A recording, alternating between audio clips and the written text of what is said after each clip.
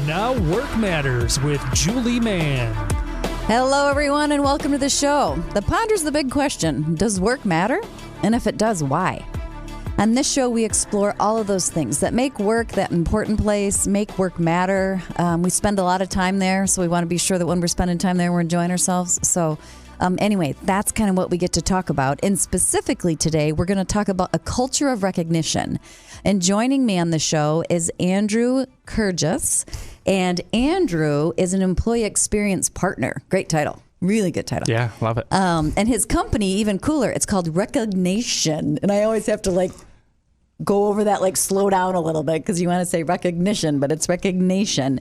And so anyway, Andrew's here to talk to us today, kind of talk about how do we drive that awareness of recognition in our workplace culture, because those things are very important. So, and he's the guy, he's the expert. So, Andrew, thanks for joining us. Yeah, thank you, Julie. It's great to be here. Oh, yeah. So let's start with, I'm going to kick it over to you. Let's kind of start with just a general framework. So when we think about recognition in employee and at culture, a lot of companies think, and a lot of people think, oh, that's like a service awards program, right? Because I think that's kind of that legacy space. So going to start there, and I know we'll make our way through. It goes back to a lot of those dated practices, I'd say. Mm-hmm. Employee of the month, anniversary. Let's recognize everybody 5, 10, 15 years. Mm-hmm. But the grand scheme of things, a culture of recognition, you think of a marriage. If you say, hey, happy anniversary, dear, it's 7 years.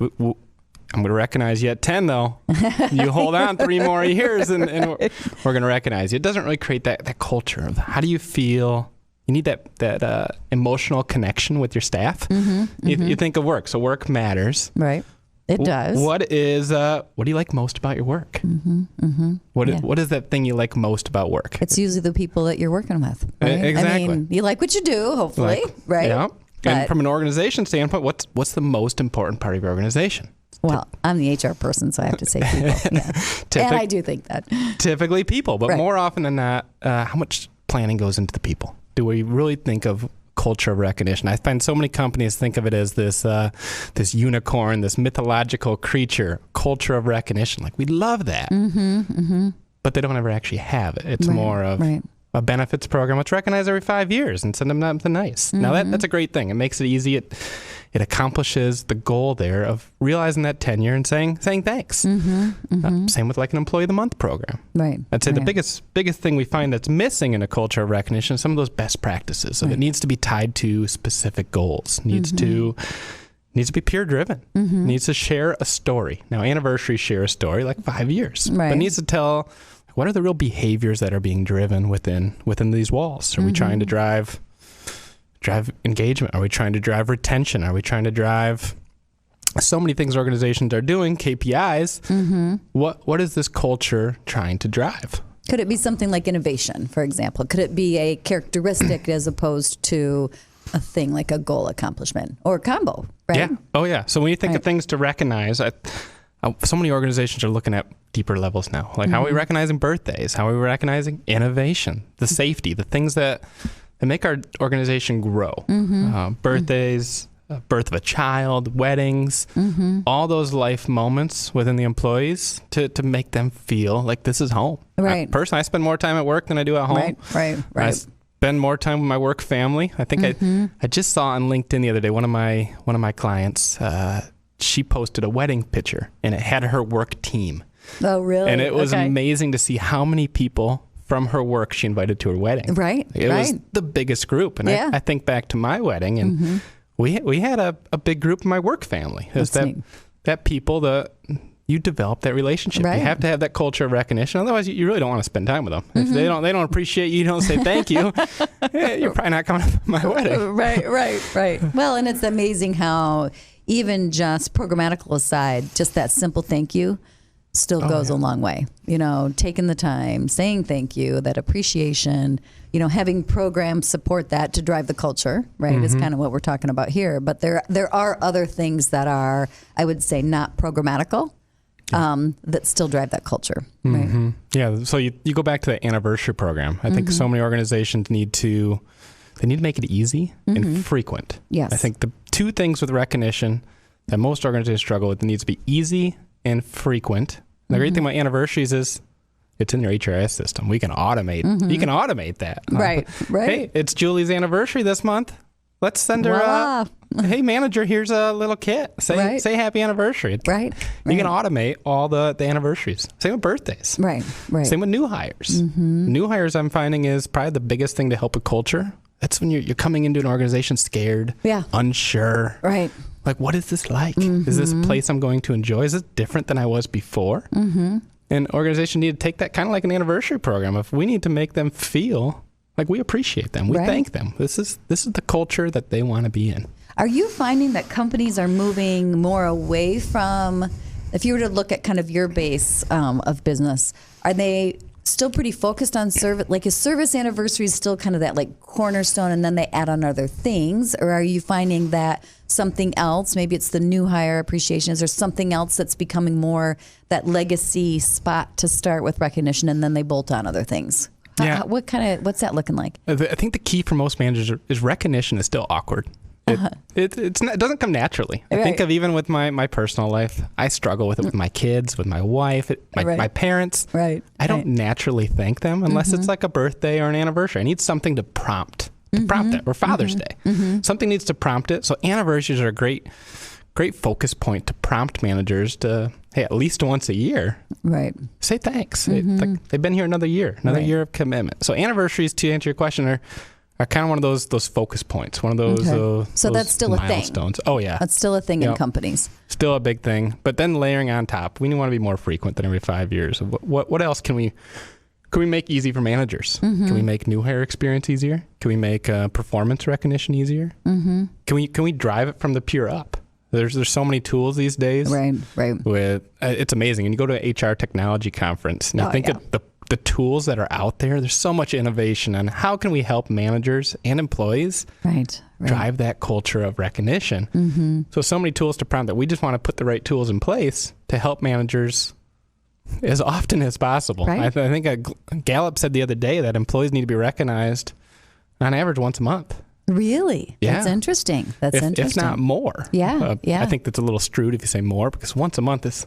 It's amazing how fast a month flies by in the business world these days. Well, and that's, I think, something, for those listening in. So that's really interesting. So if Gallup is saying once a month, and, we always talk about, people management, people leaders, all of those types of things. And, sometimes it's just hard because you've got your work and you have to manage your people.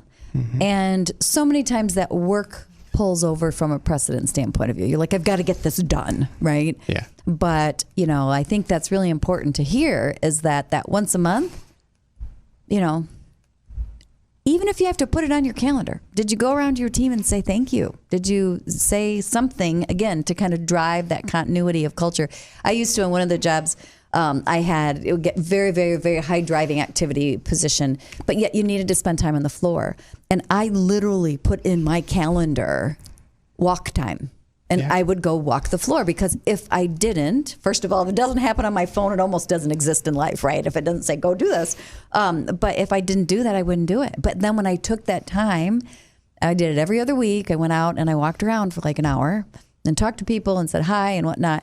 It really was a huge thing, but you had to schedule it. So my point in telling that story is it's not bad if you have to schedule yourself to recognize. Oh, yeah. Because like you said, it's not something that's normally natural, and sometimes the work stuff is going to feel like it's more important than the people stuff, but it's not. I'm just saying. Yeah. I was talking with a CFO last year, and he called it the Caring Without Caring program. Kind of covering your point there of don't feel guilty about putting reminders. Right. You make it feel like it's impersonal, but if you don't put the reminders, you don't do anything. Right. He called it the Caring Without Caring program because he's like, that's great. The program's going to remind me everything I need to do. Right. So I really don't care from a finance standpoint, the finance guy, but I need to care to drive engagement. I need to care to drive goals. Right. So I need the programs to say, hey, so-and-so hit a goal. Right. So-and-so has been here 90 days. You should ask him how it's going. Different tools to just prompt those processes. Well, and they create results, right? I mean, so using that example, right? If I do those things, if I take the time to do those things, then more work's going to be done, more efficiency is going to be done. The culture is better, and we've all had that job that you didn't really like, right? Oh, yeah. You just don't work as well in that job, right? You don't crank out as much. You don't have as much productivity because you're always like, oh. But, if you can drive that and take that time, even if you look at it as if I do X, then Y will occur, it will. Exactly. It will. It's fun hearing that from a finance guy's perspective because he's like, well, that means I'm spending more money. Aren't I paying them to do their job?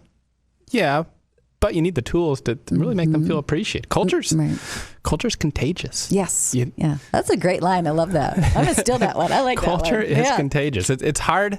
You think of the number. So I pull reports. So my company sells solutions to help with the culture tools, the things to help people to give thanks, to give recognition. Right. The top people that send the most recognition are always the people that get the most recognition.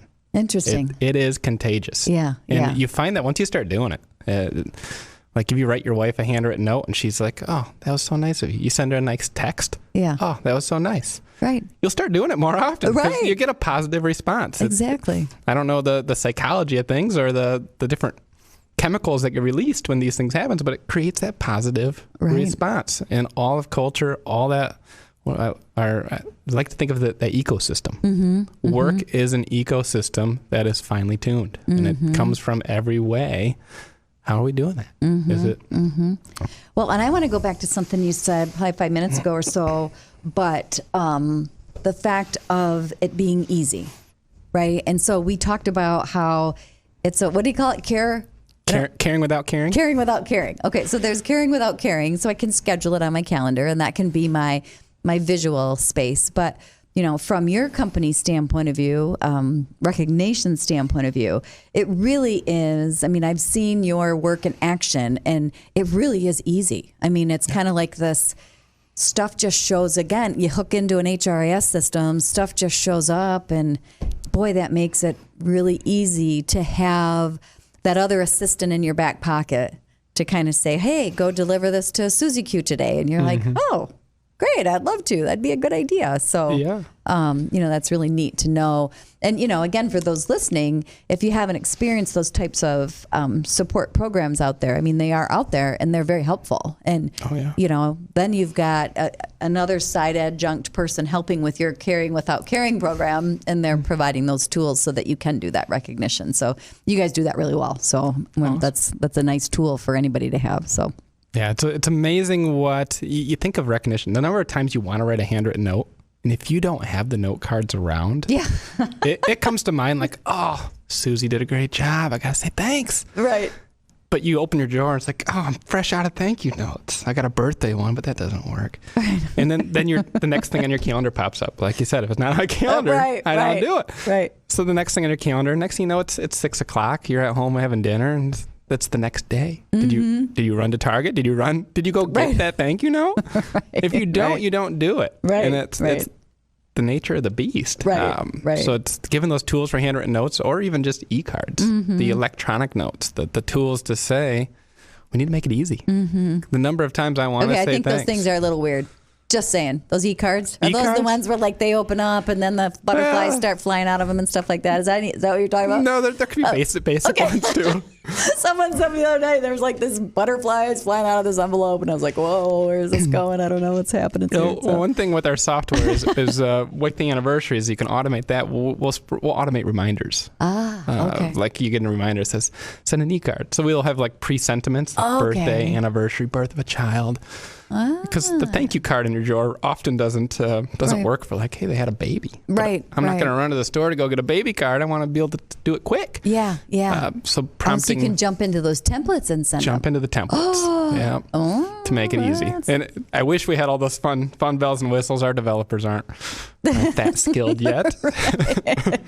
But if we had butterflies popping, that'd be cooler. Oh, no, it's a little bit weird. I was like, it's like, you got a card. And I hit this button and butterflies, things are running across the screen, and you're like, I don't know. It's amazing what technology can do. I was texting somebody the other day, and I accidentally held my thumb down, and then it said it sent with like impact. Yeah. And I was like, uh-oh. How did I do that? I just text my boss with impact. I wonder what that looks like. I was just recognizing you, boss. I was just saying yes, but all of a sudden it went like boom, boom. And it went up and down on the screen with authority. Yeah, right. We've all done it. Or you do the voice text, right? You do the voice text, and then you're like, oh, no, I wasn't. I said the wrong thing, or it comes off. I don't even try that. Yeah. Okay, so culture recognition, because we're going to have to wrap it up here. So anyway, I think as we kind of pull that topic together, I think what your firm finds and what we see in practice is that take the time. It really works, and there really is a high result if you can just take that time and focus on making recognition be repeatable once a month and making it a part of your culture. Yeah. Fair wrap? Fair wrap. All righty. Hey, everybody, thank you so much for joining us today. Neat topic. Recognition is an important thing personally and professionally. So for all you listeners, thanks for today. Thanks for joining us. Let's have an impact on tomorrow, and let's make work matter.